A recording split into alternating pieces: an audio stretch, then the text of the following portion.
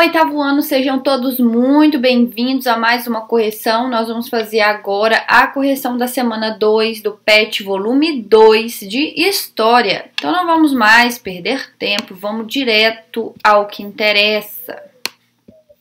A semana 2 de vocês trouxe o tema aí Revoluções Inglesas.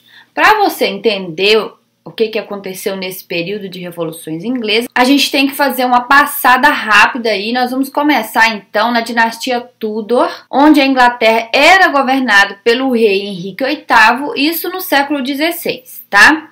Rei Henrique VIII, que inclusive, ó, tá até destacadinho aqui, foi o grande responsável pela criação da igreja anglicana. Nesse período aqui, quando ocorreu a reforma protestante, ele aproveitou e criou aí a sua própria religião. Mas por que ele fez isso? A Inglaterra era um país católico e ele criou a religião anglicana porque ele queria se divorciar da sua esposa para casar-se com outra, e a Igreja Católica não aceitava o divórcio. Então, para que ele pudesse fazer esse divórcio, porque ele já havia até matado outras esposas, a história dele é cabulosa. Para ele não fazer isso com essa atual, ele queria se divorciar e casar-se com outra. Como a igreja não aceitava, ele criou a Igreja Anglicana. Pois bem, mas vamos dar uma passadinha rápida aqui para vocês entenderem aí a mudança da dinastia Tudor para a dinastia Stuart. O rei Henrique VIII, então, ao falecer, deixou o seu legado aí para seu filho Eduardo. Mas ele morre no mesmo ano em que ele assume o trono da Inglaterra. Após o Eduardo, vem a filha mais velha do Henrique VIII, que é a Maria I, Maria I ou Maria. E por que, então, nós chamamos a Maria I de a Sanguinária? Porque ela promoveu uma perseguição a todos os protestantes, já que a religião voltava a ser a religião católica oficial na Inglaterra. Depois que ela morre, mais um pouquinho abaixo aqui, ó, assume a sua irmã Elizabeth I. A Elizabeth I reinou por 45 anos. E, porém, ela não era casada, então ela não deixou herdeiros. E aí, quem assumiu o trono foi o James Stuart. Era filho de uma prima dela. Inclusive, se você quiser saber mais sobre essa história, tem uma série muito bacana. Eu não me lembro agora se ela ainda está na Netflix, mas chama Reign, ou Reinado. Conta a história da Maria, rainha da Escócia, que no caso é a mãe do James, e a luta, né, que travava aí com a rainha Elizabeth por conta da Escócia, né? A Maria era rainha da Escócia e vivia ali tendo um embate, né, para unir os dois reinos, para ampliar território. Esse povo brigava à toa por conta disso.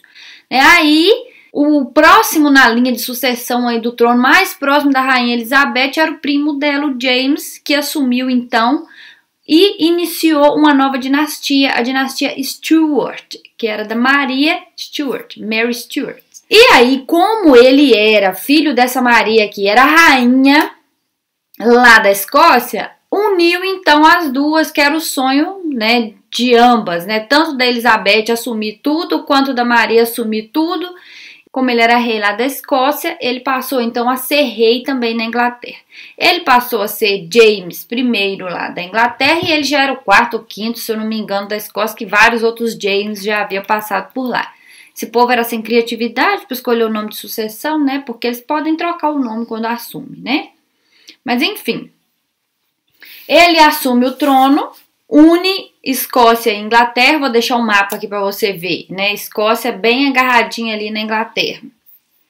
E aí, o James Stuart criou vários atritos com o parlamento inglês devido à diferença que eles tinham para governar. O James não aceitava as decisões da Carta Magna, que proibia tomar medidas absolutistas. Além disso, ele aumentou impostos e taxas alfandegárias, dificultando o comércio feito pela burguesia. Em 1604, James quase sofreu um atentado no parlamento, que teria sido explodido por um grupo católico, caso não fosse impedido pela Guarda Real.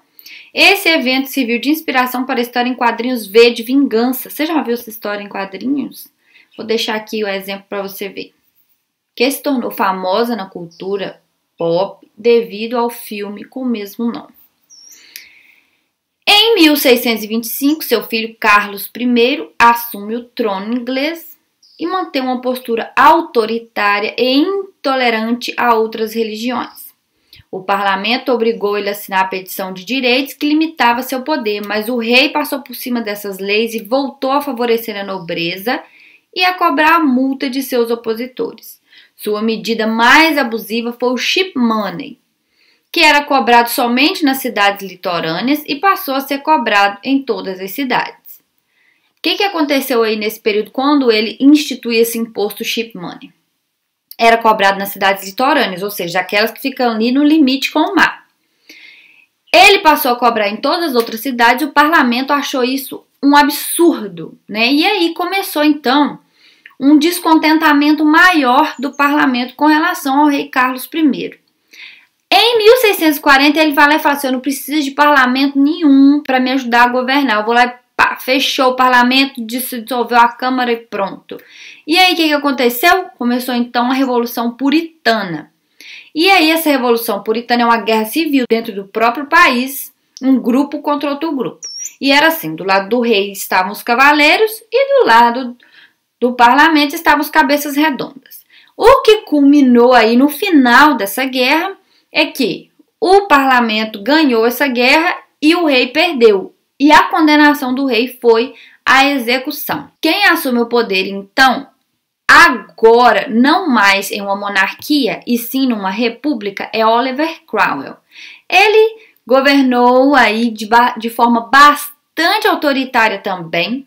Ele gostou do poder que, inclusive, numa república, que geralmente as pessoas vão lá votar para escolher o seu representante, e quando ele morre, ele passa aí o trono para o filho dele, o Richard Cromwell.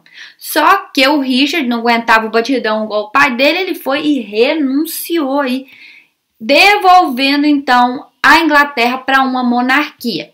E quem assume? O Carlos II, filho daquele Carlos I que foi executado. E aí então a Inglaterra deixa de ser uma república e passa agora a ser novamente uma monarquia, voltando assim o poder para o Carlos II, que foi o período chamado de restauração.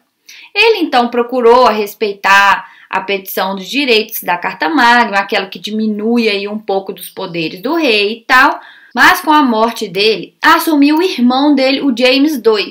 O James II não estava muito afim de respeitar nada não, ele queria colocar o poder absolutista de novo em vigor, sem respeitar aquela questão de limite da autoridade do rei. E aí ele causa aí uma nova tensão com o parlamento. E aí a Maria Stuart, filha do rei, fez um acordo aí com o parlamento que caso, né, o pai dela morresse, quem assumiria aí era o Guilherme de Orange, seu marido, não o seu outro irmão James Eduardo, mais um James, né? Povo sem criatividade para pôr nome. E aí, então, gente, o que acontece? O parlamento fez toda uma trama, foi lá e conseguiu depor, então, o James II. E aí, quem assume o trono, então, agora é o Guilherme de Orange. E esse Guilherme de Orange teve que assinar aí uma declaração chamada de Bill of Rights, que diminuía o poder do rei. Porque agora ia ser assim, o rei reina, mas não governa. Por quê? Porque essa declaração de direitos, olha aqui, ó, aumentava o poder do parlamento, garantia as liberdades individuais e de imprensa, confirmava o anglicanismo como religião oficial, alternava o primeiro-ministro entre a burguesia e a nobreza. Essa revolução aumentou o poder da burguesia e da nobreza mercantil, limitou o poder da monarquia e fez com que o ministro se transformasse em chefe de Estado. Ou seja, atualmente a Rainha Elizabeth, que é a Rainha Elizabeth II, reina, mas quem governa é o primeiro-ministro. Então, gente, essa troca de poder aí do James II para o Guilherme de Orange é uma revolução que ficou conhecida como Revolução Gloriosa. Por quê? Porque não precisou matar ninguém. E aí não houve derramamento de sangue. Por isso é que chamamos essa revolução de Revolução Gloriosa. Entendido? Vamos aqui então para as atividades. Gente, antes de ir para as atividades, nós temos aqui sugestões de vídeo. Entenda como funciona o parlamentarismo inglês na Inglaterra e revoluções inglesas. Quer que desenhe o Descomplica? Gente, esse site é muito bom, o Descomplica é ótimo. Super indico vocês entrarem para poder tá melhorando a compreensão de vocês, tá bom? E tem um lembrete aqui sobre o parlamento inglês, né, que o parlamento inglês passou a ser dividido em duas partes. Câmara dos Lords, que é composta pela nobreza, e Câmara dos Comuns, composta pela burguesia e atualmente pela população comum. No sistema inglês, o povo elege os membros da Câmara dos Comuns e o partido que tem o maior número da Câmara escolhe o primeiro-ministro. A família real não pisa no parlamento como forma de mostrar a independência das instituições. Entendido? Então vamos para as atividades, agora sim. Explique por que o chip money gerou um problema para o parlamento inglês. Porque gerou conflitos com o rei, o parlamento classificou essa cobrança como autoritária e ele, o rei, fechou o parlamento. Então, qual foi o motivo do descontentamento?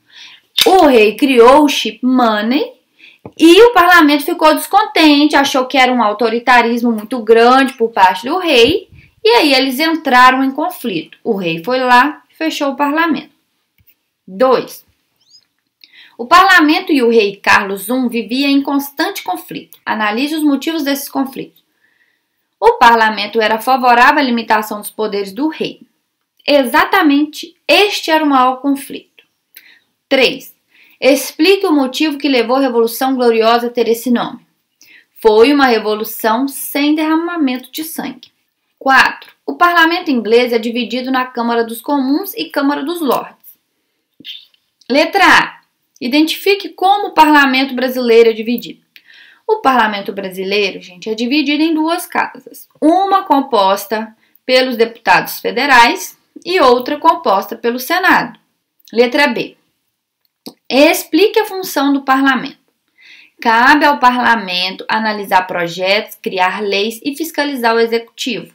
Esse poder é exercido pelo legislativo, ou seja, pela Câmara dos Deputados, beleza? 5. Analise a frase: a rainha da Inglaterra reina, mas não governa.